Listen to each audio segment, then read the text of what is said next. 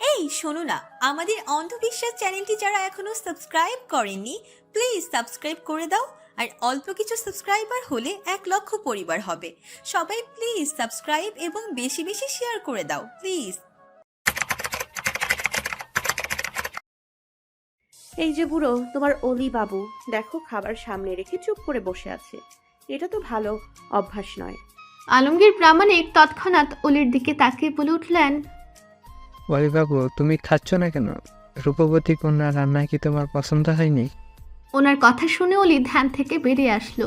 ও চমকে উঠে বলল, কি বললাম, খাবার তোমার পছন্দ হয়নি? খুদেজা বেগমও অলির দিকে তাকিয়ে চিন্তিত গলায় বললেন। কে রে অলি, খাবার পছন্দ হয়নি? অলি জোরপূর্বক হাসার চেষ্টা করে বলল, পছন্দ হবে না কেন? পছন্দ যদি নাই হয় তাহলে এলাকায় এত মানুষ থাকতেও আমি তোমার বাড়িতে খাই কেন? খুদেজা বেগম মিষ্টি করে হাসলেন। তারপর অলির প্লেটে আরো খাবার তুলে দিয়ে বললেন, নে বেশি করে খা, দিন দিন শুকিয়ে যাচ্ছিস। অলি ভ্রুকুচকে বলল, আমি আবার ভেজা কখন ছিলাম?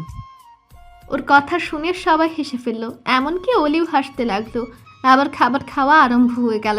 ওদিকে অনন্যা বারবার খাবার নিচ্ছে আর খাচ্ছে। সবাই অবাক হয়ে ওর দিকে তাকানোর কারণে অনন্যা লজ্জিত ভঙ্গিতে হেসে বলল, আপনার রান্না অসাধারণ, তাই খুব খেতে ইচ্ছা করছে। খুদেজা বেগম লাজুক হেসে বললেন, যত ইচ্ছা খাও, দুপুরে তো খেলেই না, এখন বেশি করে খাও দেখিয়া বাপু। অনন্যা অনুমতি পেয়ে গপা গপ খেতে লাগলো। খুদেজা বেগমের মুখে হাসি। ওনার রান্নার কেউ প্রশংসা করলে উনি অত্যাধিক খুশি হন। বাকিরা ব্যাপারটা স্বাভাবিকভাবে নিলেও অলি আহাম্মক হয়ে অনন্যার গামলায় গামলায় খাওয়া দেখছে। ও নিজের অজান্তেই মনে মনে বলে ফেলল, ওনাকে খাওয়াতেই আমি ফকির হয়ে যাব। বাড়ির সামনে সবজির বাগান করতে হবে আরো বেশি করে, তাহলে হয়তো খরচ একটু বাঁচবে। হঠাৎ হুঁশ হতেই নিজের মুখ চেপে ধরে চোখ বড় বড় করে অলি বলল, আশ্চর্য, ওনাকে আমি কেন খাওয়াবো? তবা তবা, এসব কি বলছি আমি? ভাগ্যিস একজন মানুষ অন্য মানুষের মনের কথা শুনতে পায় না, নয়তো আজ কেলেঙ্কারি হয়ে যেত। অলির দিকে কারো নজর না গেলেও বিল্টুর নজর চলে গেল। ও কপাল কুঁচকে বলে উঠল, অলি ভাইয়া, তুমি এমন করে মুখ চেপে ধরে আছো কেন? নিজের রাম ছাগল দুটোর কোনো অকাম কুকামের কথা মনে পড়ে গেছে নাকি? অলি তৎক্ষণাৎ মুখ থেকে হাত সরিয়ে নিল। তারপর গলা খাকারি দিয়ে বলল, ওরা আপাতত ভালো হয়ে গেছে, এখন আর মঞ্জু চাচার ছাগলের দিকে নজর দেয় না। তবে কতদিন এত ভদ্র থাকবে সেটাই দেখার পালা। ওর কথা শুনে সকলে সামান্য হাসলো। খাবার মুখে দিয়ে হাসার কারণে অনন্যার বিষম লেগে গেল। এই ঘটনার 1 সেকেন্ডের মধ্যেই অলি 1 গ্লাস পানি ওর দিকে এগিয়ে দিয়ে চিন্তিত গলায় বলল, ঠিক আছেন আপনি? নিন, পানি খান। অনন্যা অবাক চোখে অলির দিকে তাকালো। বাকিরাও খানিকটা তাকালো। এতে করে অলি ফরকে গেলেও স্বাভাবিক গলায় বলল, আমার জন্য যেহেতু বিষম লেগেছে সেহেতু তাকে সুস্থ করাও আমার দায়িত্ব, নয়তো মাফ চাওয়া লাগতো। এবার সবাই চোখ সরিয়ে নিল। আসলে ও মাফ চাইতে চাইতে মুখে ফানা তুলে ফেলতো, কিন্তু শুধু অলি জানে এবার মাফের জন্য ও এমনটা করেনি। সম্পূর্ণ নতুন এক কারণে এই কাজটা করেছে। সেই কারণটা না হয় অজানায় থাক। খাওয়া দাওয়া শেষে সবাই যখন প্লেট পরিষ্কার করে গুছিয়ে রাখতে যাবে, ঠিক তখনই অলি ভীত গলায় বলল, কি সর্বনাশ! সবাই ভ্রুকুচকে ভয় পাওয়া গলায় বলল, কি হয়েছে? আমি এটা কিভাবে ভুলে গেলাম? কি? অলি সরাসরি খুদেজা বেগমের দিকে তাকালো। এতে করে খুদেজা বেগম ভরকে গেলেন। ওনাকে বেশিক্ষণ ভরকে থাকতে না দিয়ে অলি অত্যন্ত শীতল গলায় বলল, চাচি যান। খুদেজা বেগম ঢুক গিলে বললেন, কি বাবা? অলি ওনার হাতে হাত রেখে বলল, একটা জিনিস চাইবো, দিবে? খুদেজা বেগম কপাল কুঁচকে বললেন, আবার কোনো মহাপাপ করে ফেললি? অলি মুখটা নরম করে বলল, তোমার রান্না করা খাবার সামনে রেখে আমি চুপচাপ বসেছিলাম, এর জন্য মাফ করে দাও চাচি যান। খুদেজা বেগম দীর্ঘশ্বাস ফেলে বলতে লাগলেন, হায় আল্লাহ, তোকে নিয়ে কি করি? কিছু করতে হবে না, আপাতত শুধু মাফ করে দাও। আচ্ছা যা, মাফ করে দিলাম। অলি অত্যাধিক খুশি হয়ে বলল, তুমি কত ভালো। বলে ও আবার প্লেট সাজাতে ব্যস্ত হয়ে পড়ল। বাকিরা হতভম্ব হয়ে ওর দিকে তাকিয়ে থাকলো। বেশ কিছু সময় পর ওরা খাবারের ঘর থেকে বের হয়ে আসলো। কলপারে খুদেজা বেগম বিল্টুকে নিয়ে গিয়ে জোর করে হাত মুখ ধুয়ে দিতে লাগলেন। অলি গাছের সাথে হেলান দিয়ে এক দৃষ্টিতে সেদিকে তাকিয়ে আছে। এসবের লোভ ও কখনো করে না, কিন্তু দেখলে মনটা হাহাকার করে ওঠে। বুকের মধ্যে চিনচিনে একটা ব্যথা উঠে, যেটা সরানোর সামর্থ্য অলি নেই। অনন্যার কথা শুনে অলি নিজের কষ্টের দুনিয়া থেকে বাস্তব দুনিয়ায় ফিরে আসলো। যে দৃশ্য কষ্ট দেয় সে দৃশ্য সবসময় ইগনোর করতে হয়। অলির সচকিতে সোজা হয়ে দাঁড়ালো। অনন্যাকে দেখতে ওর কেমন যেন লজ্জা লজ্জা লাগছে, কিন্তু ভেতরে সে কষ্টটা এখনো শেষ হয়নি।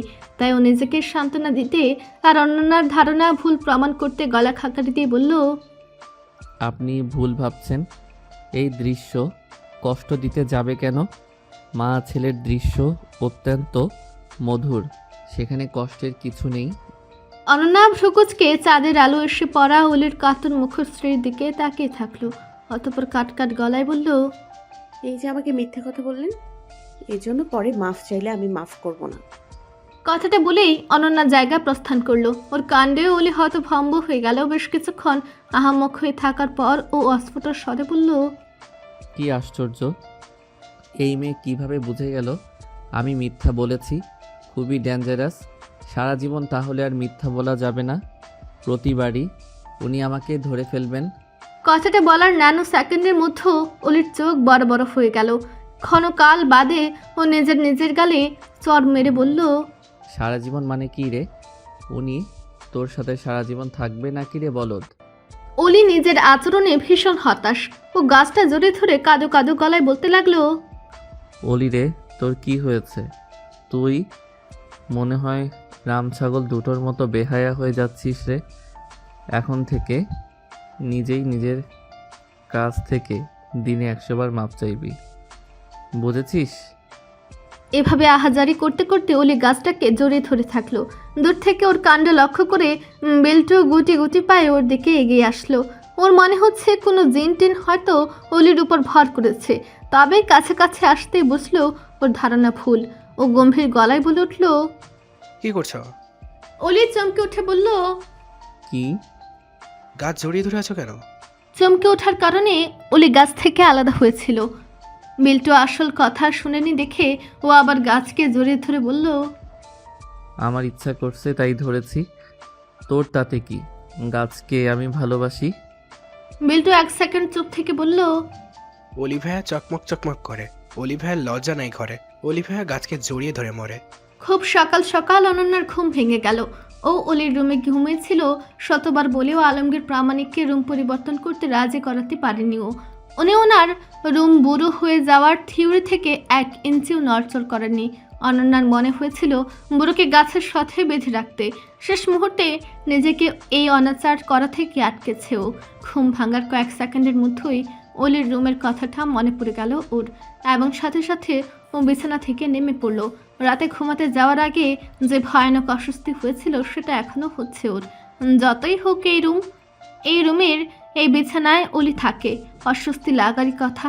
অস্বস্তিকে একপাশে রেখে অনন্যা বাইরে চলে গেল। এখনও চারিদিক অন্ধকার। দূর থেকে আজানের ধ্বনি ভেসে আসছে। মনে হয় অনেক দূর থেকে আসছে, তাই খুবই ক্ষীণ শোনা যাচ্ছে। সেই ক্ষীণ গলার আজান মনোযোগ দিয়ে শোনার পর অনন্যা কলপারে গিয়ে উজু করে নিল। তারপরে অনেক সময় নিয়ে ফজরের নামাজ আদায় করে নিল। বাইরে থেকে কল চাপার শব্দ আসছে। নিশ্চয়ই আলু দাদু উঠে পড়েছে। সেদিকে পাত্তা না দিয়ে অনন্যা আরও কিছুক্ষণ জায়নামাজে বসে থাকলো। নামাজের পর জায়নামাজে বসে থাকতে অনেক ভালো লাগে। মনের মধ্যে একটা প্রশান্তি কাজ করে। অনন্যা সেই প্রশান্তি থেকে বঞ্চিত হতে ইচ্ছুক না। আলো ফুটতে শুরু করলে অনন্যা বাইরে চলে গেল।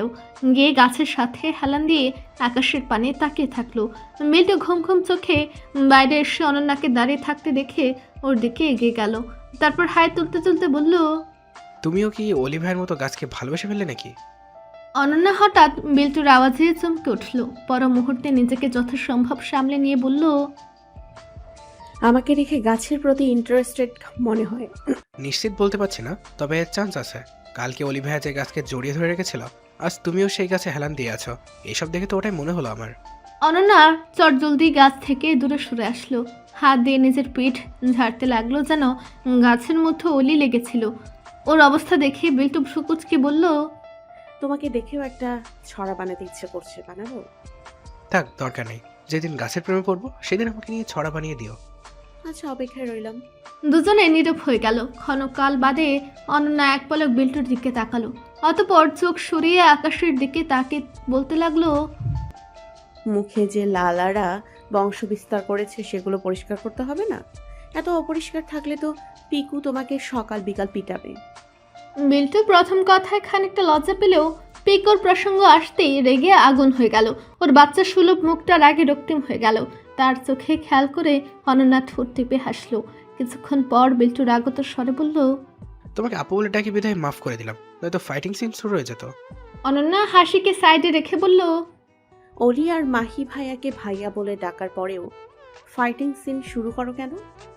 ভাইয়া হোক আর টায়া হোক, কিন্তু ছেলে তো, তাই ফাইটিং শুরু হয়। ছেলেদের মধ্যে এসব মারামারি নর্মাল। তুমি ছেলে। বলে অনন্যা মুখ থেকে হাসি আটকানোর চেষ্টা করতে লাগলো। বিল্টু কটমট দৃষ্টিতে কয়েক সেকেন্ড ওর দিকে তাকিয়ে থেকে কলপারে চলে গেল। ও চলে যেতেই অনন্যা জোরে জোরে হাসতে লাগলো। হাসতে হাসতে ও আবার গাছটাতে হেলান দিল। ঠিক তখনই ওর অলির কথা মনে পড়ে গেল। ও গাছ থেকে সরে এসে হাত তুলে বলতে লাগলো, গাছকে বিনা অনুমতিতে ভালোবাসার জন্য নিশ্চয়ই গাছের থেকেও মাফ চাবে। কি তুই ওই রোবট মেয়েকে ভালোবেসে ফেলেছিস? মাহের উত্তেজিত হয়ে বলা কথায় অলি ফরকে গেল। দ্রুত গিয়ে মাহের মুখ চেপে ধরে ফিসফিস করে বলল, আসতে বল, কেউ শুনে ফেলবে। মাহি নিজের মুখ থেকে হাত সরিয়ে নিয়ে বলল, হাত সরাশালা, আমরা পাহাড়ের মধ্যে তোর রুমে বসে আছি, এখন থেকে কথা উড়িয়ে গিয়ে এলাকায় পৌঁছাবে না। তবু সাবধানের মাইন নেই। আমি নিজের কাণ্ডে চরম আশ্চর্য। আমি এমন বেহায়া কিভাবে হয়ে গেলাম রে? শালা ঢং করিস না তো, এমন ভাব করছিস যেন অন্যর বউকে চুরি করে এনেছিস। তা নয়তো কি? উনি নিশ্চয়ই কারো না কারো হবু বউ, তাই না? আমি তো তার বউয়ের প্রতি নজর দিয়েছি। ওনার হবু স্বামীর কাছ থেকে মাপ চাইতে হবে। মাহি কপাল কুঁচকে কিছুক্ষণ অলির দিকে তাকিয়ে থাকলো। তারপর কাট কাট গলায় বলল, শুভ কাজে দেরি করে লাভ নেই, চল এক্ষুনি মাপ চাবি। অলি অবাক হয়ে বলল, কোথায়? তুই ওনার হবু স্বামীকে চিনিস? মাহি অলিকে হাত ধরে বসা থেকে উঠে বলতে লাগলো, বেশি পেঁচাল পারিস না, আমি যেখানে নিয়ে যাচ্ছি সেখানে চল। মাহি অলিকে টানতে টানতে রুম থেকে বাইরে নিয়ে আসলো। তারপর ওকে পুকুরের সামনে দাঁড় করিয়ে দিয়ে বলল, নে মাপ চা। অলি আহাম্মক হয়ে বলল, এসবের মানে কি? মানে টানে বুঝি না, তোর যেহেতু পছন্দ হয়েছে তো অনন্যায় হবে তোর বউ। এখন নিজের থোবড়ার থেকে মাপ চা তো। দেখ পানিতে কেমন বলদের মতো দেখা যাচ্ছে তোকে। অলি অপমান গায়ে মাখার সময় পেল না। মাহি একের পর এক যে বোমা মারছে তাতে বাঁচা যাচ্ছে না। ও মাহির কথা মতো পুকুরে ভেসে ওঠা নিজের প্রতিবিম্বের দিকে তাকালো। আসলে ওকে আজ অদ্ভুত দেখাচ্ছে। মনে হচ্ছে বান্দরের ছোট ভাই দাঁড়িয়ে আছে। ওকে অন্যমনস্ক হতে দেখে মাহি ওর মাথায় হালকা থাপ্পড় মেরে বলল, কিরে হাগ হয়ে আসিস কেন, মাপ চা। অলি গলা খাকড়ে দিয়ে বলল, ভাইজান, আমাকে মাফ করে দিন। দিনের বেলা মাফ করলেও হবে, আবার রাতের বেলা মাফ করলেও হবে, তবে মাফ করতেই হবে। তার আগে নিজের থোবড়াটা একটু মেরামত করে নিন, বাজে লাগছে। ওর নাটক দেখে মাহি জোরে জোরে হাসতে লাগলো। ও হাসতে হাসতে বলল, শালা তোকে ভিডিও বানাতে বলেছিলাম, তুই তো দেখি সিনেমা বানিয়ে ফেলেছিস। সকাল খানিকটা বেড়ে যাওয়ার পর অলি খুদেজা বেগমের বাড়িতে উপস্থিত হলো। আজ ও অতিথি দুজনকে এলাকা ঘুরিয়ে নিয়ে বেড়াবে। এলাকার প্রতিটা মানুষ যে কতটা আন্তরিক সেটা দেখাবে। ও আলু দাদু আর অনন্যাকে উদ্দেশ্য করে বলল, চলুন সর্বপ্রথম আমার প্রেমিকার বাড়িতে যাওয়া যাক। ওর কথা শুনে আলমগীর প্রামাণিক চোখ বড় বড় করে বললেন, তোমার প্রেমিকা আছে? তাই তো বলি, লিলির মতো এত রূপবতী একটা মেয়েকে কিভাবে নাকচ করতে পারো? ওনার কথা শুনে অলি সামান্য হেসে অনন্যার দিকে তাকালো। অনন্যা মাথা নিচু করে আছে। ওদের কথায় ওর বিন্দু মাত্র আগ্রহ হচ্ছে না।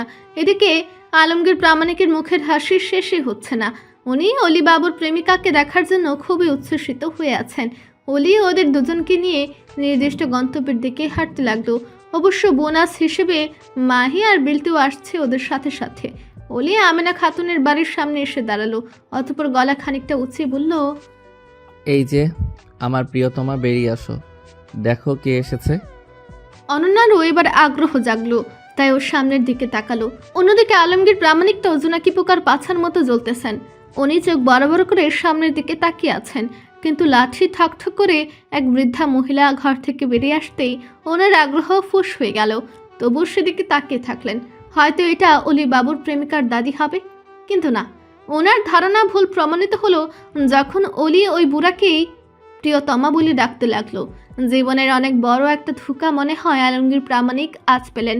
এমন ধোঁকা উনি বিয়ের রাতে বউ পাশে রেখে লুঙ্গি পরে ঘুমানোর পর সকালে উঠে লুঙ্গি না পেয়ে খেয়েছিলেন। আলমগীর প্রামাণিকের হতাশ মুখ দেখে অনন্যা মাথা নিচু করে হাসতে লাগলো। অলি ওনাকে উদ্দেশ্য করে বলতে লাগলেন, আলু দাদু, এই দেখো আমার প্রেমিকাকে। এত রূপবতী প্রেমিকা এর আগে কারো দেখেছো? আসলেই দেখিনি।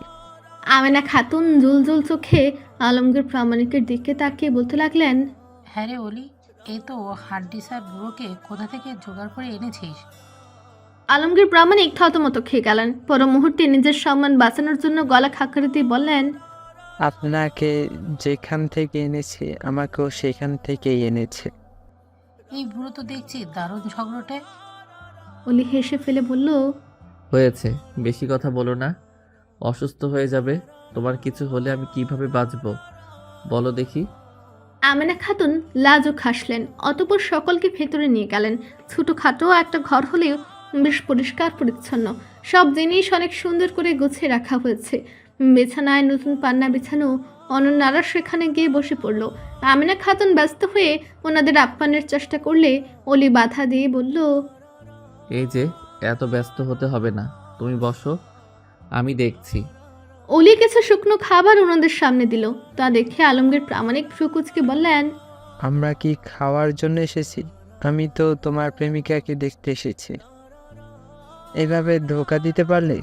অলি হেসে ফেলল, হাসতে হাসতে বলল, ইনশাল্লাহ আমার প্রেমিকা না, বরং আমার বউকে দেখতে পারবে তুমি।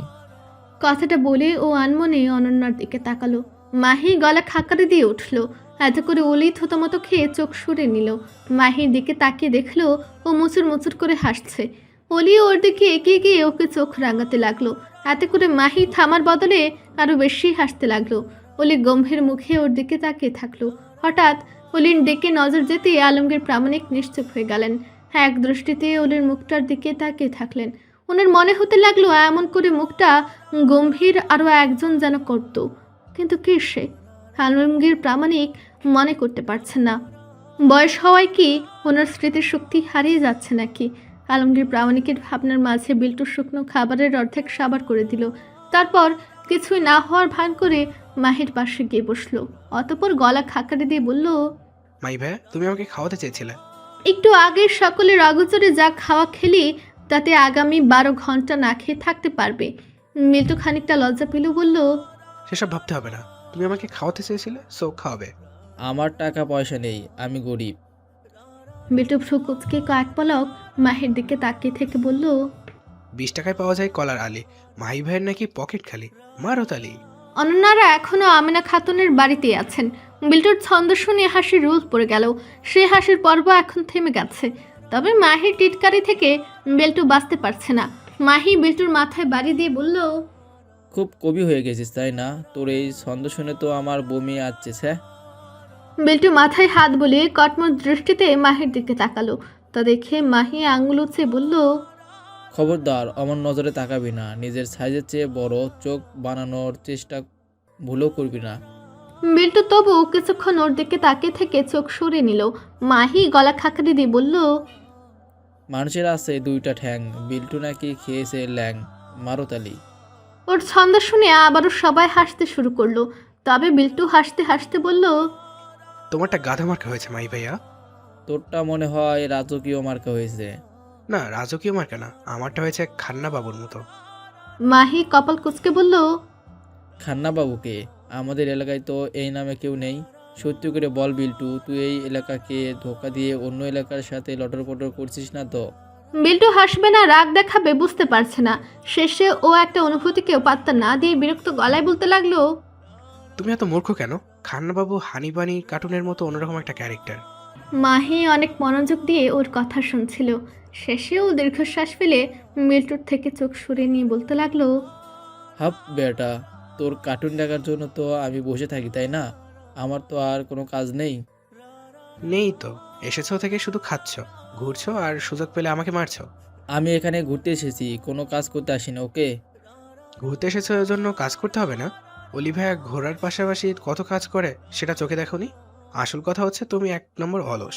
মাহি বিস্ফোরিত চোখে বিল্টুর দিকে তাকিয়ে থাকতে থাকতে বলতে লাগলো, বাপরে, তুই দেখি পিকুর মতো ঝগড়া শুরু করে দিয়েছিস। তোর মতিগতি ভালো লাগছে না আমার। এই একটা টপিকে এসে বিল্টু হেরে গেল। একটু চুপ থেকে কয়েক দফা মাহিকে মারতে মারতে পিকুর কথা না উঠানোর হুমকি দিতে লাগলো ও। মারামারির পর্ব শেষে মাহি আবারও বিল্টুর সাথে মজা করতে লাগলো, আর ছোট্ট বিল্টু রাগে গজগজ করতে লাগলো। অন্যদিকে অলি নীরব দর্শকের মতো ওদের কাণ্ড কারখানা দেখছে আর হাসছে।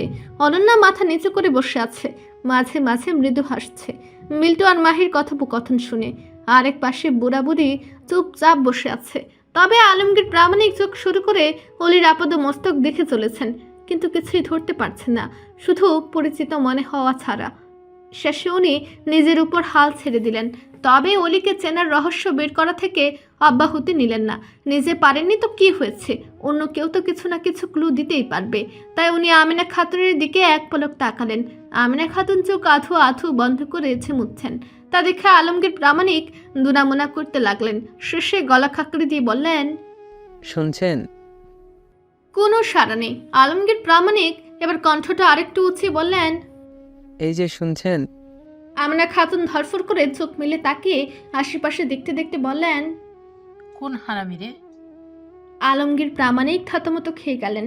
উনি তো আর বলতে পারেন না যে আমি সে হারামি, তাই চুপ করে থাকলেন। আমিনা খাতুন চোখ মুখ কুঁচকে বললেন, হারামির হারামি কানের পর্দা ফাটিয়ে দিয়ে উদাও হয়ে গেল। এদেরকে ধরে ধরে নর্দমায় ছুঁড়ে মারা উচিত। বলে উনি আবারও ঝিমানোর মতো করতে ধরলে আলমগীর প্রামাণিক অপমানের কথা ভুলে গিয়ে বললেন, এই যে ঘুমাবেন না, আমি ডাকছি। আমিনা খাতুন জুলো জুলো চোখে আলমগীর প্রামাণিকের দিকে তাকালেন, অতঃপর কাট কাট গলায় বলতে লাগলেন, এই বুড়ো হাড্ডি স্যার কি চান? অপমান গায়ে না মেখে আলমগীর প্রামাণিক বললেন, একটা জরুরি প্রশ্ন ছিল। আমিনা খাতুন গম্ভীর মুখ করে বললেন, প্রশ্ন করেই যখন ফেলেছেন তো বলুন। আলমগীর প্রামাণিক ইতস্তত করে বলতে লাগলেন, অলিবাবু কি ছোট থেকে এখানে আছে? না মানে ওর শৈশবকাল কি এখানেই কেটেছে? তো কোথায় কাটবেন? এই এলাকায়ও দাদার জন্ম হয়েছে, তাহলে ওর জন্ম কি উগান্ডায় হবে? বড়ই ফালতু প্রশ্ন। আলমগীর প্রামাণিক থতমত খেয়ে গেলেন, তবু গলা খাকারি দিয়ে বললেন, আমি সেভাবে বলতে চাইনি। অলিবাবু হয়তো কখনো ঢাকায় গিয়েছিল, তাই না? কেন রে, ও ঢাকা যাবে কেন? ঢাকায় কি রাস্তায় রাস্তায় হিরো পড়ে আছে? সেই হিরো নেয়ার জন্য কি অলিকে যেতে বলছেন? আপনি বড্ড বাড়াবাড়ি করছেন। আমি সিম্পল প্রশ্ন করেছি। এই ব্রো, ইংরেজি মারবি না আমার সামনে। তার উপর তোর নজর দেখছি আমার জানে মানে দেখে। তোর মতলব কি রে? আলমগীর প্রামাণিক গম্ভীর হয়ে গেলেন।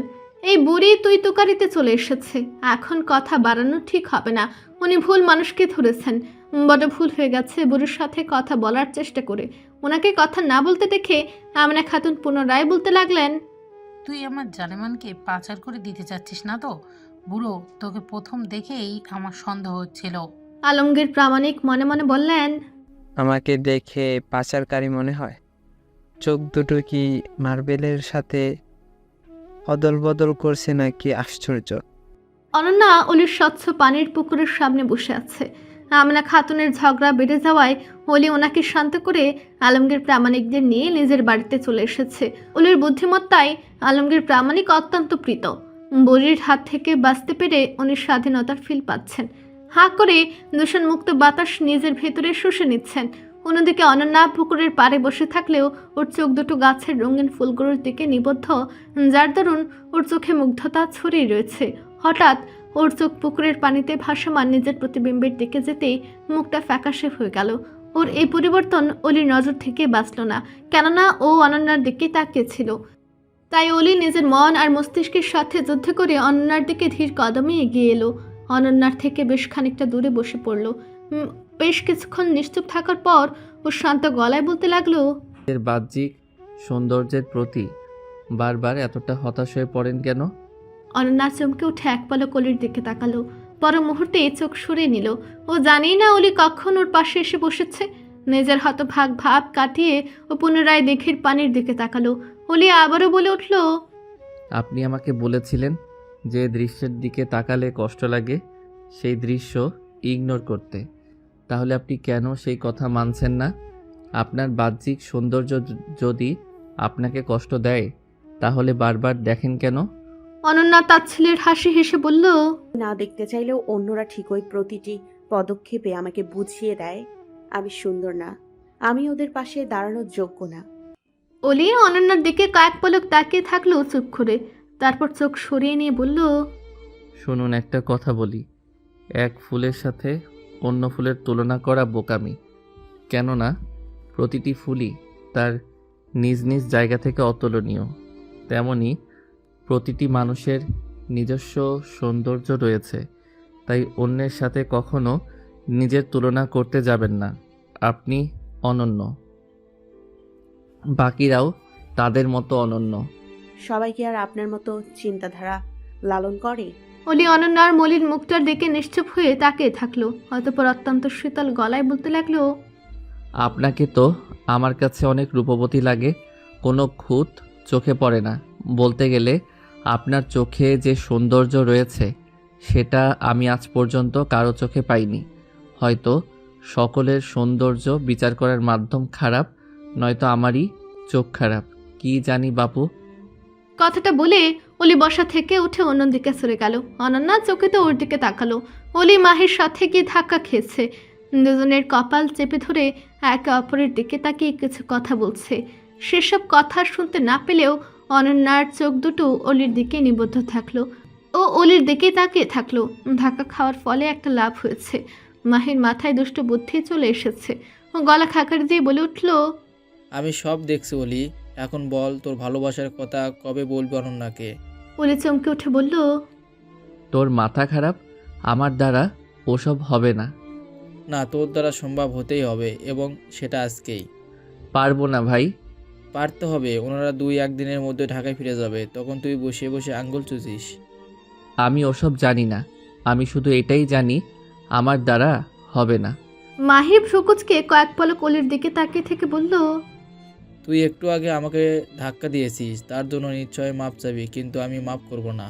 ভাত না খেয়ে দেখব কতদিন থাকতে পারিস। তুই এতটা নির্দয় হতেই পারিস না। পারি আমি। এখন চয়েস তোর, ভালোবাসার কথা জানাবি নাকি ভাত না খেয়ে মরবি। ভাতের লোভে পড়ে অলি রাজি হয়ে গেছে। ও মাহির সাথে একটা গাছের পেছনে লুকিয়ে আছে। ওদের সামনে অনন্যা লিলির সাথে কথা বলছে। একটু পর কথা বলার শেষে একজন ঘরের ভেতরে চলে গেল। নিশ্চয় লিলি গিয়েছে।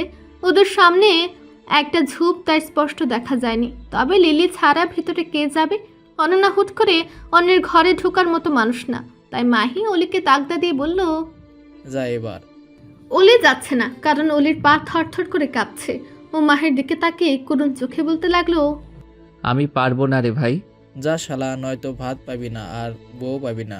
মাহি অলিকে ধাক্কা দিয়ে গাছের আড়াল থেকে বের করে দিল। অনিচ্ছা সত্ত্বেও অলির সামনে হাঁটতে লাগলো, কিন্তু ওর পা এত কাঁপছে যে ও ঠিক মতো হাঁটতে পারছে না। তার উপর লজ্জায় ওর কান দুটো লাল হয়ে গেছে।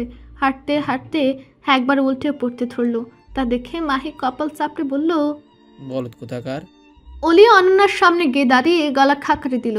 যদিও ওর পা থরথর করে কাঁপছে, কিন্তু ঝোপের জন্য সেটা দেখা যাচ্ছে না। তবে ওর গলাও কাঁপছে, তাই আরও একবার গলা খাকারি দিয়ে বলল, একটা কথা ছিল। অপর পাশ থেকে কোনো উত্তর নেই। তার মানে এটা নিশ্চিত অনন্যা। অলি আরও একবার গলা খাকারি দিয়ে বলতে লাগলো, কোনো প্রকার অনুমতি না নিয়ে আপনাকে ভালোবেসে ফেলার জন্য আমি আন্তরিকভাবে দুঃখিত।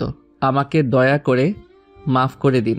লিলি চকিতে ঝোপ থেকে লাফিয়ে অলির সামনে এসে উচ্ছ্বসিত গলায় বলল, ও মাই অলি। লিলিকে দেখে অলির অন্তরাত্মা পর্যন্ত কেঁপে উঠল। ও বুকে হাত দিয়ে ধপাস করে মাটিতে পড়ে গেল। অন্যদিকে লিলি অলরেডি জ্ঞান হারিয়ে ফেলেছে। ওদের অবস্থা দেখে মাহি কপালে হাত দিয়ে মাটিতে বসে পড়ে বলল, কি সর্বনাশ।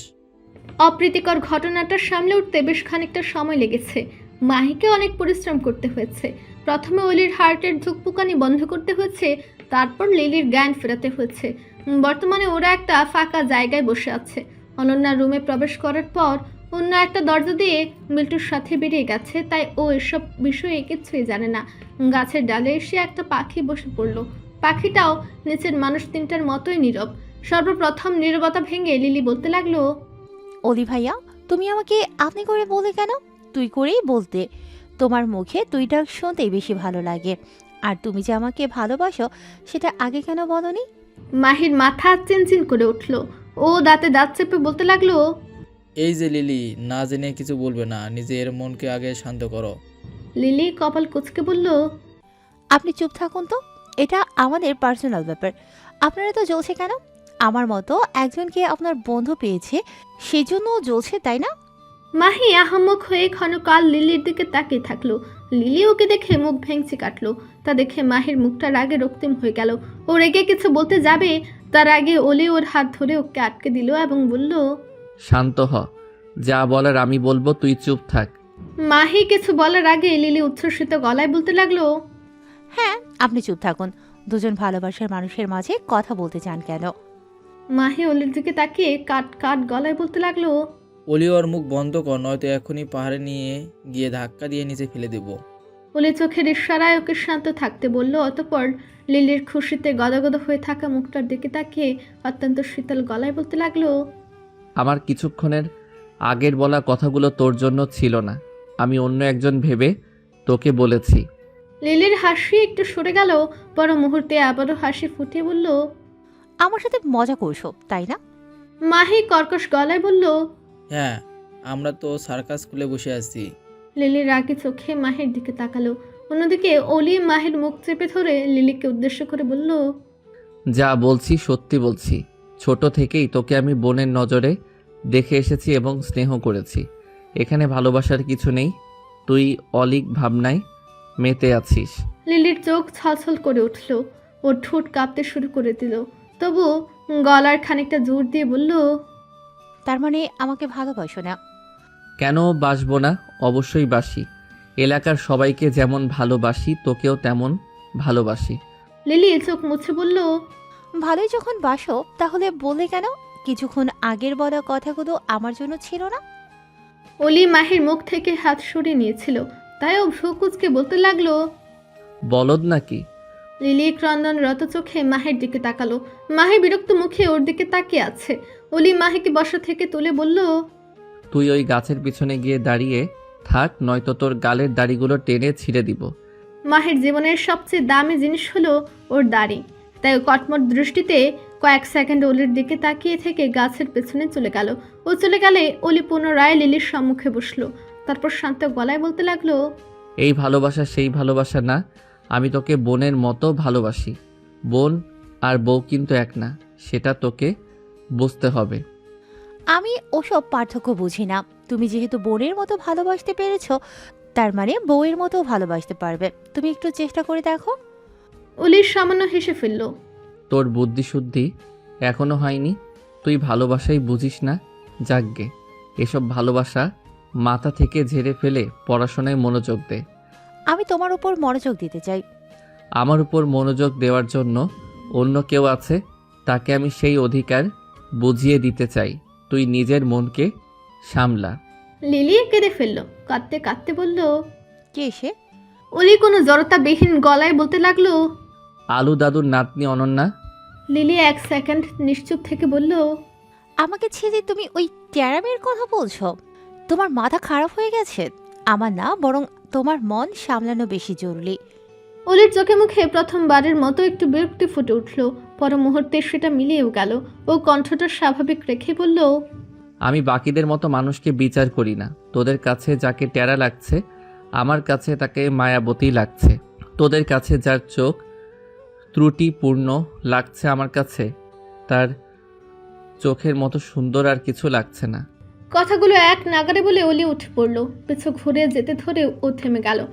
বড় করে একটা শ্বাস নিয়ে ও লিলির দিকে না তাকিয়ে বলল, আমাকে মাফ করে দিস, আমি তোর মন মতো তোকে ভালোবাসতে পারিনি, তার জন্য দুঃখিত। পেছনে ফিরে না দেখলেও অলি বেশ বুঝতে পারলো লিলি ডুকরে ডুকরে কাঁদছে, কিন্তু ওর করার কিছুই নেই। জোর করে কাউকে ভালোবাসতে পারবে না ও, তাও আবার সেই মন যদি অলরেডি অন্য কারো আয়ত্তের অধীনে চলে গিয়ে থাকে। তো অলি কাছাকাছি আসতেই মাহি গাছের পেছন থেকে লাফিয়ে ওর সম্মুখে এসে দাঁড়িয়ে বলল, পিকুর সাথে বিল্টুর আড়ি তোর ডায়লগগুলো ছিল সেই মায়েরই মারতালি। আমেনা খাতুনের থেকে ঝাড়ি খাওয়ার পর আলমগীর প্রামাণিক অত্যন্ত ভেবে চিন্তে একজন মানুষ খুঁজতে লাগলেন যে ওনার প্রশ্নের ঠিক ঠিক উত্তর দিতে পারবে। উনি যখন এসব ভাবনায় মগ্ন, তখন খুদেজা বেগম ওনার রুমে 2 কাপ চা এনে বললেন, চলুন চাচা, একসাথে চা খাওয়া যাক। আলমগীর প্রামাণিক ইশারায় অনুমতি দিলেন।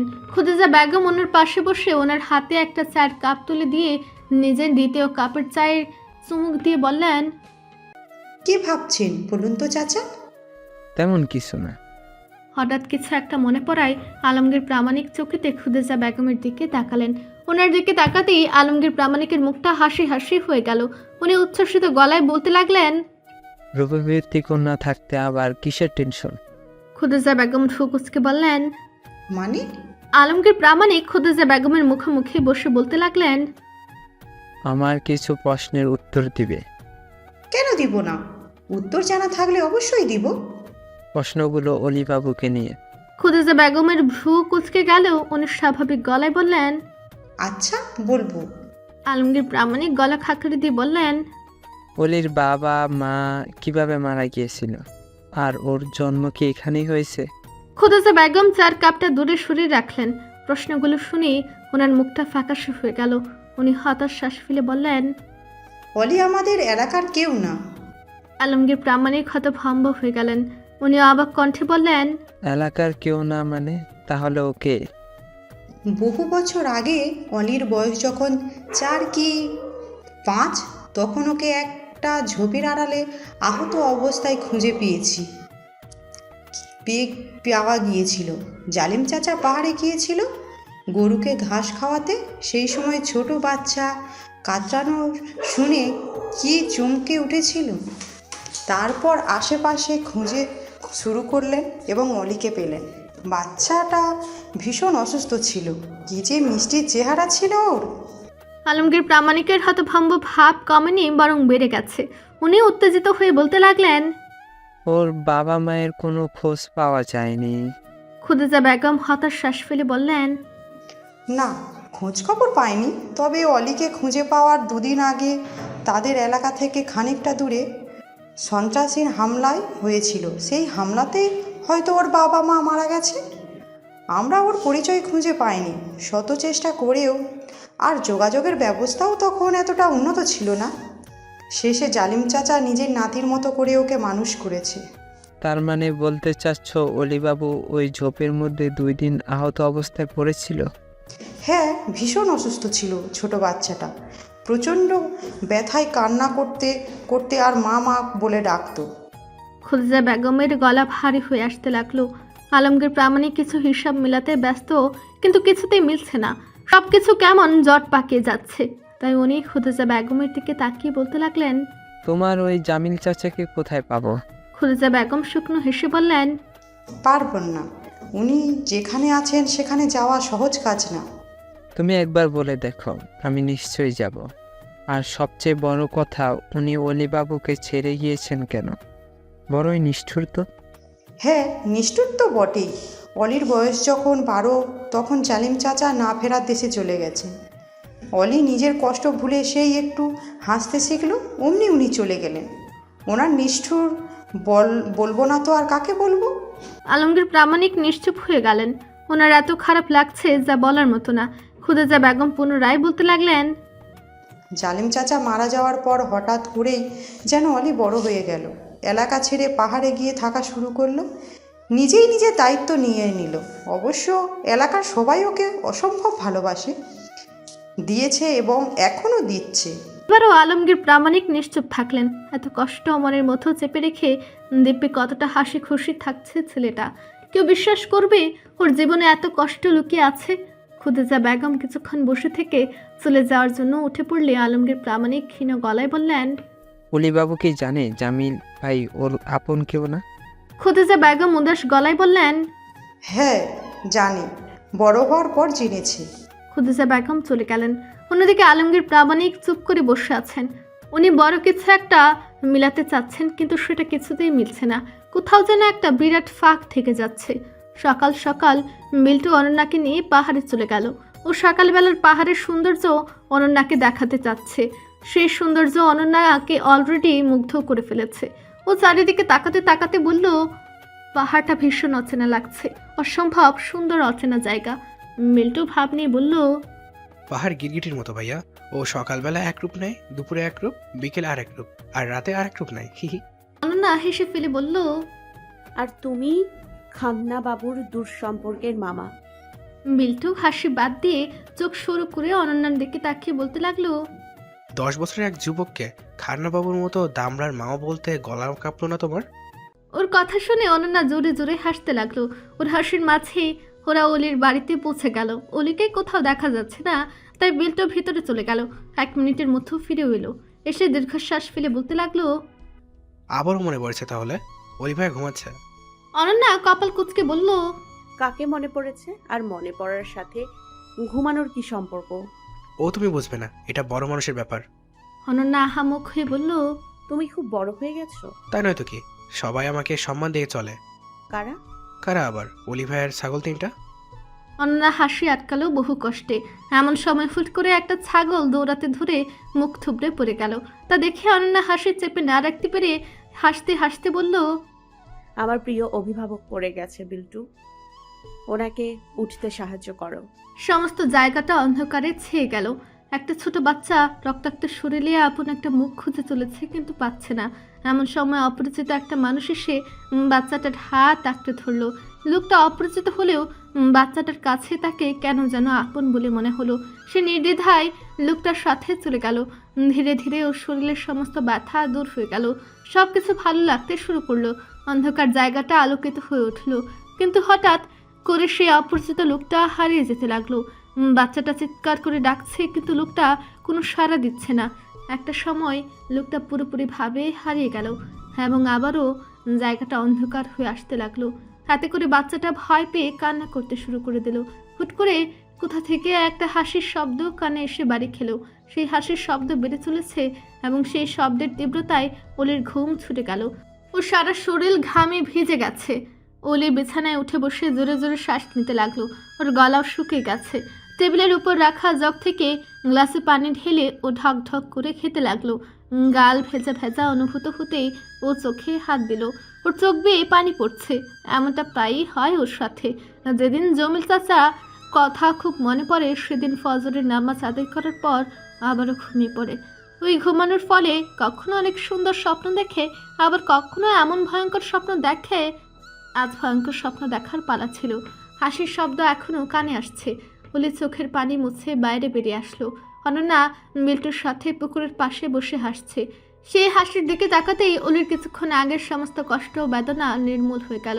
বেশ কিছু সময়ই অনন্যার হাসি মুখের দিকে তাকিয়ে থাকলো। তারপর গলা খাকারি দিয়ে বলল, কিরে বিল্টু, সকাল সকাল ডাকাতি করতে এসেছিস? অলির কণ্ঠ কানে যেতেই অনন্যা হাসি থামিয়ে দিয়ে ওর দিকে তাকালো। বিল্টু তাকালো। ওদের চাহনিকে পাত্তা না দিয়ে অলি ছাগল 3টার কাছে চলে গেল। তারপর ওদেরকে কিছু কচি ঘাস খেতে দিতে দিতে বলল, সুন্দরী তো অনেক ভদ্র, তোরা 2 ভাই, ওর থেকে একটু ভদ্রতা শিখতে পারিস না? ওর মতো ভদ্র হলে মঞ্জু চাচার ছাগলি দুটো এমনি পটে যেত এবং আমি তোদের ধুমধাম করে বিয়ে দিতে পারতাম। অনন্যা অলির এসব অজাঙ্গার কথায় অভ্যস্ত হয়ে গেছে, তাই অবাক হওয়ার পূর্ব ইগনোর করে মাথা নিচু করে হাসতে লাগলো। তবে বিল্টু হাসলো না। ও ব্যঙ্গ করে বলতে লাগলো, নিজের বিয়ে না করে অন্যের বিয়ে দেওয়ার কথা ভাবতে একটু গলা কাঁপলো না? অলি হুট করে দাঁড়িয়ে পড়লো। তারপর পুকুরের সামনে গিয়ে নিজের প্রতিবিম্বের দিকে তাকালো এবং উল্টে পাল্টে নিজের গলা দেখতে লাগলো। অনন্যা আর বিল্টু ভ্রু কুচকে ওর দিকে তাকিয়ে থাকলো। কিছুক্ষণ পর অলি চিন্তিত গলায় বলল, না রে বিল্টু, গলা তো একটুও কাঁপছে না। তাহলে কি ওদের 3 জনের বিয়েটাই আগে দিব নাকি? অনন্যা ফিক করে হেসে ফেলল। অলির চোখেতে ওর হাসির দিকে তাকিয়ে নিজের সামান্য হেসে ফেলল। এই প্রথমবার এমন একটা বাজে স্বপ্ন দেখার পরও ওর মনটা এত উৎফুল্ল লাগছে। বুকের মধ্যে অসহ্য এক সুন্দর অনুভূতি হচ্ছে। সেই অনুভূতি অলির ভালো লাগছে, ভীষণ ভালো লাগছে। অনন্যা হাসতে হাসতে হঠাৎ থেমে গেল পুকুরে নিজের প্রতিবিম্বের দিকে তাকাতেই। ওর মুখের হাসি পুরোপুরিটাই শেষ হয়নি। নিজের হাসি মাখা মুখটার দিকে তাকিয়ে অনন্যা মনে মনে বলল, আমি তো ভুলেই গিয়েছিলাম, হাসলে আমার থুতনিতে টোল পড়ে। কি আশ্চর্য তাই না? কত বছর পর যে এত মন খুলে হাসতেছি সেটাই স্মরণ করতে পারছি না। বিল্টুর কথায় ওর ধ্যান ভাঙল। ও অলিকে বলছে, তোমার মনে কি রং লেগেছে অলি ভাইয়া? আজকের দিনও এত ফুর্তি কোথা থেকে আসছে?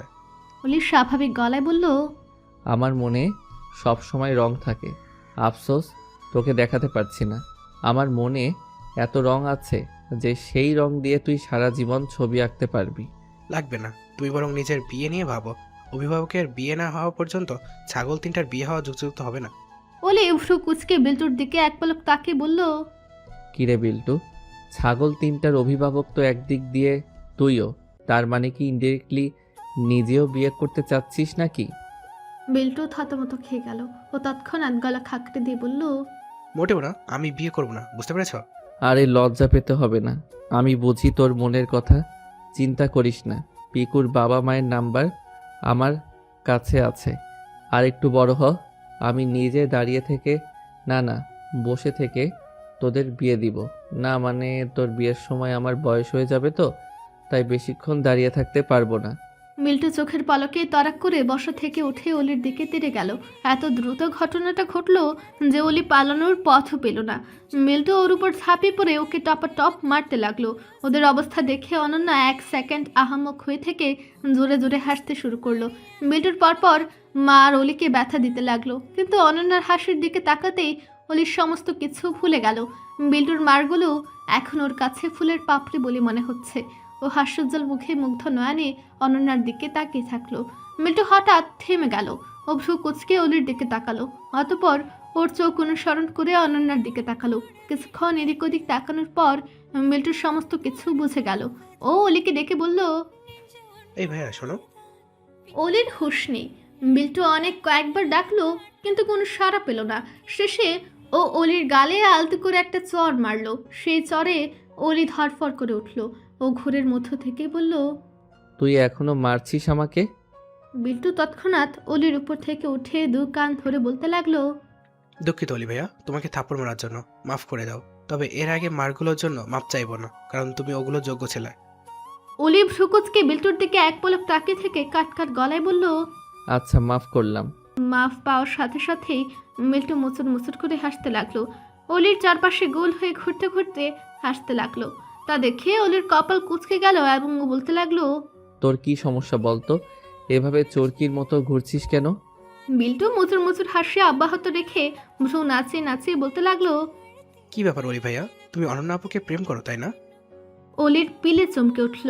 ও চটজলদি অনন্যার দিকে তাকালো। না, অনন্যা কিছু শুনেনি। ও মৃদু হাসতে হাসতে আবারও পুকুরের দিকে তাকিয়ে আছে। এতে করে অলি স্বস্তির নিঃশ্বাস ফেলল। তবে উঠে গিয়ে বিল্টুর মুখ চেপে ধরতেও ভুলে গেল না। ও চোখ রাঙিয়ে বলতে লাগলো, বাজে কথা বলবি না বিল্টু। বিল্টু নিজের মুখ থেকে অলির হাত সরিয়ে নিয়ে বলল, বাজে কথা বলিনি। আমি যদি বাজে কথাই বলতাম তাহলে তোমার কান দুটো লাল হতো না। হ্যাঁ। অলি নিজের কান দুটো ঢেকে ধরল বিব্রত ভঙ্গিতে। তা দেখে বিল্টু আবারও মুচুর মুচুর করে হাসতে হাসতে বলল, অলি ভাইয়া প্রেমে পড়েছে বিল্টু কথা সম্পূর্ণ করার আগেই অলি গিয়ে ওর মুখ চেপে ধরল। অনন্যা ওদের দিকে ভ্রু কুচকে তাকিয়ে আছে। এতে করে অলি বিব্রত গলায় বলতে লাগলো, না মানে আমার প্রেমিকা আমেনা খাতুনের কথা বলছে ও, কিছু মনে করবেন না। অনন্যা কিছু না বলে চোখ সরিয়ে নিল। অলির মুখটা এখনো বিব্রতি মাখা। ওর এমন অবস্থা দেখে বিল্টু বেশ এনজয় করছে।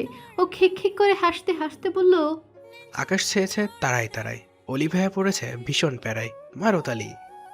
বেশ কিছুক্ষণ নিজের মাথায় সমস্ত সূত্রগুলো মেলানোর চেষ্টা করেও ব্যর্থ হলেন আলমগীর প্রামাণিক। তাই উনি অলির বাড়ি অভিমুখে রওনা হলেন। উনি নিশ্চিত ওনার রহস্য সমাধানে যে বড় একটা ফাঁক রয়েছে, সেই ফাঁক অলি সমাধান করতে পারবে। এই রহস্যের সমাধান ওনার মন মতো হলে বিরাট একটা বিষয় ঘটে যাবে। উনি মনে মনে আল্লাহর কাছে সেই দোয়াই করে যাচ্ছেন। চলার পথে মাহির সাথে ওনার দেখা হলো।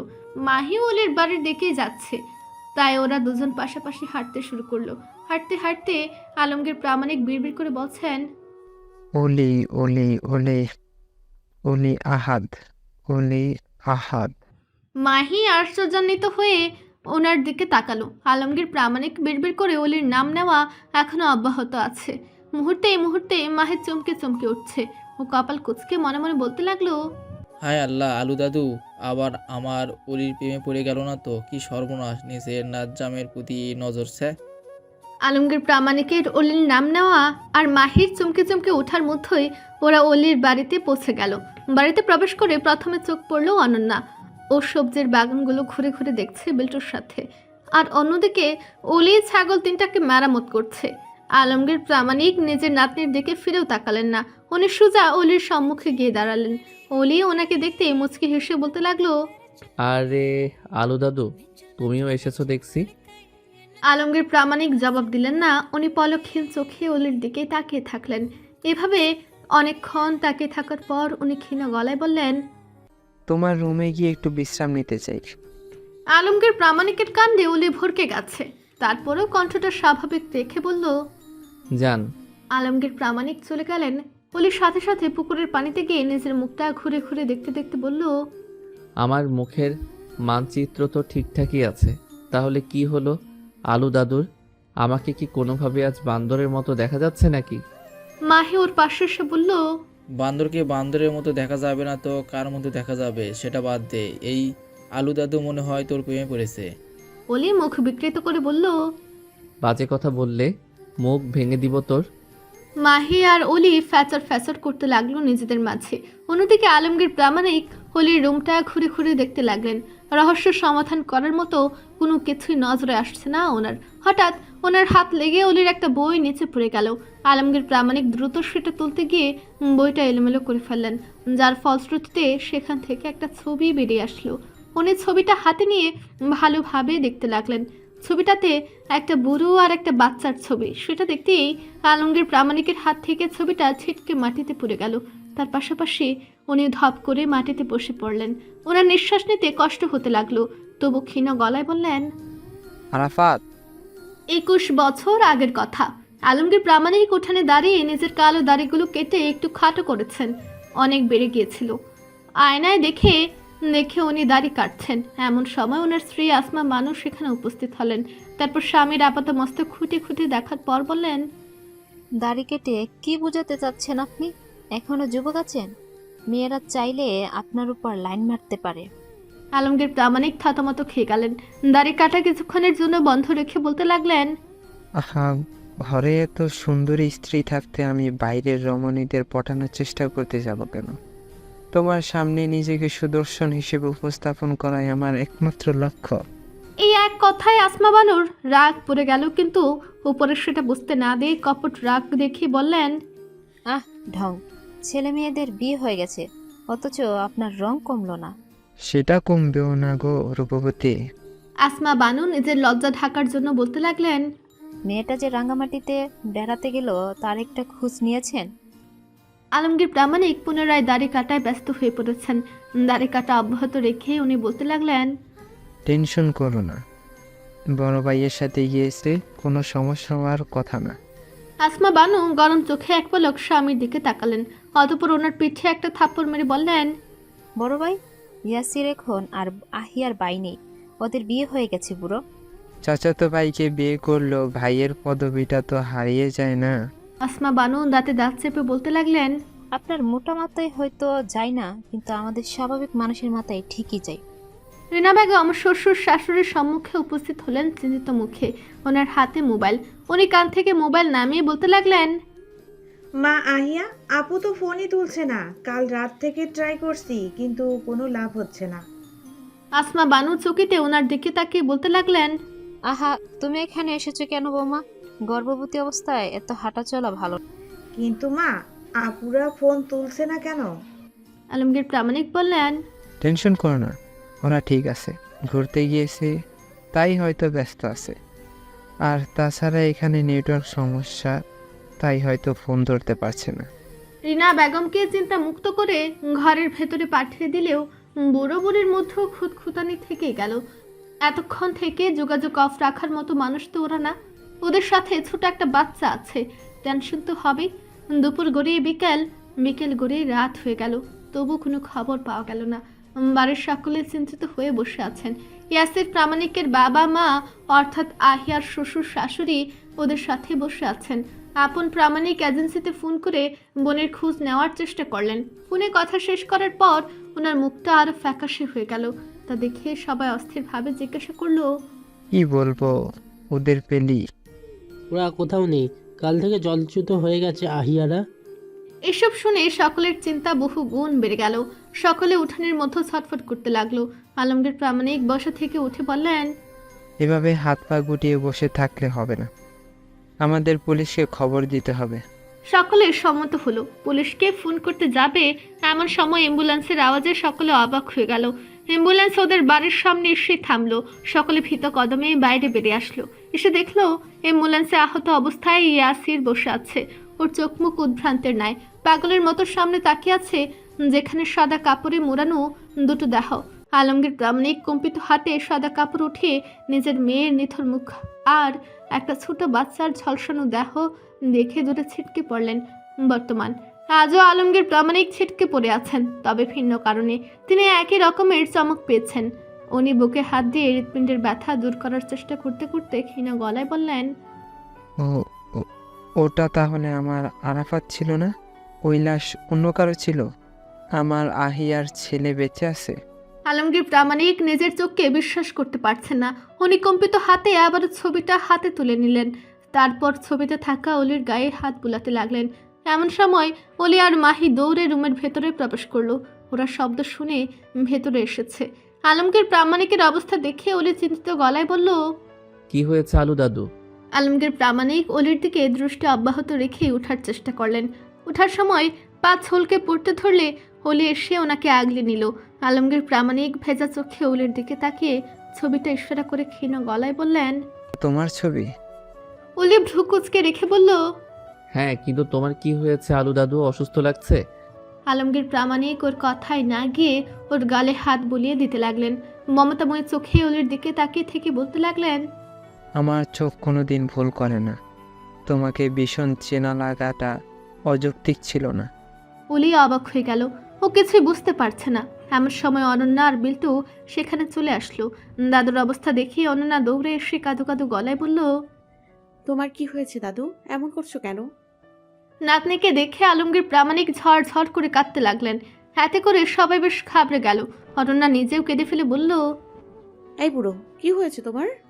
আলমগীর প্রামাণিক কয়েক মিনিট টানা কাঁদার পর বললেন, এই ওলি আমাদের আরাফাত। কথাটা বলে উনি অনন্যার হাতে ছবিটা দিয়ে দিলেন। ছবিটা দেখতেই ওর চোখ বড় বড় হয়ে গেল। ও অবাক চোখে অলির দিকে তাকিয়ে বলতে লাগলো, আরাফাত ভাইয়া? রুমের ভেতরে অলি, অনন্যা আর আলমগীর প্রামাণিক বসে আছেন। কারো মুখে কোনো কথা নেই। অলি ফ্যাল ফ্যাল করে আলমগীর প্রামাণিক আর অনন্যার দিকে বারবার তাকাচ্ছে। এত বড় বিষয়টা ও এখনো হজম করতে পারেনি। এক মুহূর্তের মাঝে এসব কি হয়ে গেল? নীরবতা ভেঙে আলমগীর প্রামাণিক বলতে লাগলেন, তোমার বাবা আমার ছোট ভাইয়ের ছেলে। যখন প্যান্ট পরতো না তখন থেকে ওকে দেখে এসেছি। সেই লাদা বাচ্চা বড় হয়ে আমার মেয়ে মানে তোমার মাকে বিয়ে করার জন্য পাগল হয়ে গেল। পরনের লুঙ্গি দিয়ে গলায় ফাঁস দেওয়ার হুমকি দিল আহাম্মকটা, তাই বিয়েটা দিয়েই দিলাম। অলি এতটা স্তম্ভিত হয়ে আছে যে আলমগীর প্রামাণিকের এমন রসাত্মক কথাতেও হাসতে পারল না। আর না পারল অনন্যা। ছোট থেকেই ও আহিয়া ফুফু আর তার ছেলের কথা শুনে এসেছে। তাদের না দেখেই ভীষণ ভালোবাসত ও। আর আজ সেই হারানো ভাইকে খুঁজে পাওয়া গেল। অলি নিজের হতভম্ব ভাবের মধ্য থেকে অস্ফুট স্বরে বলল, আমি তোমার মেয়ের ছেলে? হ্যাঁ, অবশ্য তোমার বাবার ছিল তুমি। ওই যে পরনের লুঙ্গি খুলে যে ফাঁস দিতে চেয়েছিল তার এক নম্বরের আহাম্মক। ছে! অলি চোখ বড় বড় করে আলমগীর প্রামাণিকের দিকে তাকালো। পর মুহূর্তে চোখ সরিয়ে নিল।